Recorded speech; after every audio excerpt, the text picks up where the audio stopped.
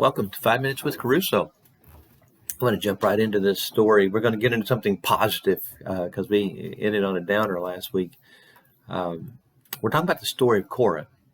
And as people think about Korah, if this is the first time you've heard his story and you think about this rebellion and how he was killed, you think, oh man, that was horrible. Korah was really bad that day. I want us to, we're going to shift because Korah's died. But Numbers 26, verse 30 says, records that not all of his descendants died. There were survivors from his family. It might have been his wife, might have been children, all of his children, some of his children, his grandchildren. We don't know who exactly it was or how many it was, but there were survivors. And they had to live with the reputation that was attached to them because of what Korah did. Because you see, in their community, you were seen not so much as an individual, but as a part of a family unit. You were the son or the daughter of so-and-so, or the son and daughter of so-and-so, or, your family reputation attached itself to you. And imagine what it's like for Korah's family to live after that one day, after what their dad did and what happened to him. And the kids, think about them. They go to synagogue or they go to school. And oh yeah, you're Korah's grandson. Yeah, your dad was horrible. You can imagine that.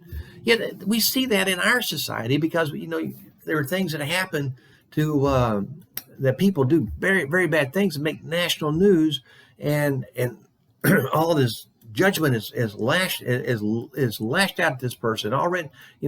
Trial doesn't have to happen before they're already judged by the public, and that judgment will attach itself to family. And that's why sometimes family members will come out and make public statements to detach themselves from a relative because they don't want that guilt or that shame attached to them. That's just how society works. We're known by our relationships, and you get that. Because we all have skeletons in our closet. None of us come from a perfect family, and our past can weigh us down. And sometimes we don't have to go very far to find the skeletons because we put them there. How do you get beyond your past? Can you get beyond your past? The story of Korah answers yes, you can. Most definitely, you can. As you go a couple hundred years down the road, and you come to First Chronicles chapter 26, and you have the king David, who is making preparations to have the temple built. Now, the temple is going to be built by his son Solomon, not by him. So what David is doing is he's getting everything lined up. He's got the plan laid out. He's putting the resources in place, and he's putting the people in place. And in chapter 26, the first 19 verses, David, the king, decides that the gatekeepers for the temple, the ones who are going to protect the interests, the ones who are going to decide who gets in, who doesn't get in, the ones who are going to serve in close proximity to the Lord God, are going to be the descendants of Korah. It's really, really cool. Because here's a family that rose above its past. Now, how that happened, I don't know. I would obviously say a lot of that was God's grace, but I'd also say a lot of it was the focus of the family to say, Korah made a bad decision. We don't have to go down that road. We're going to live above that.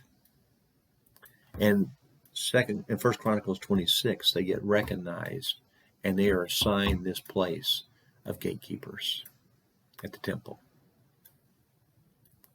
That's pretty cool. So what I'm going to say to you, what you can take from this, I don't know what's in your past. I don't know what weighs you down. When you think in the past, the memories come up, and those darker memories come up, and you try to bury them because you don't want to spend much time with them. Maybe nobody knows about it, or maybe a lot of people know about it, and people want to see you through that lens. It doesn't have to be that way. You can't change the way some people look at you. Obviously, that's their choice. But you can change the way you see yourself, and you can change the way those who come after you, your descendants, see themselves. You can choose a higher road, a better road, and you choose a road with God where He honors you, and He'll lift you up, just like He did the descendants of Korah.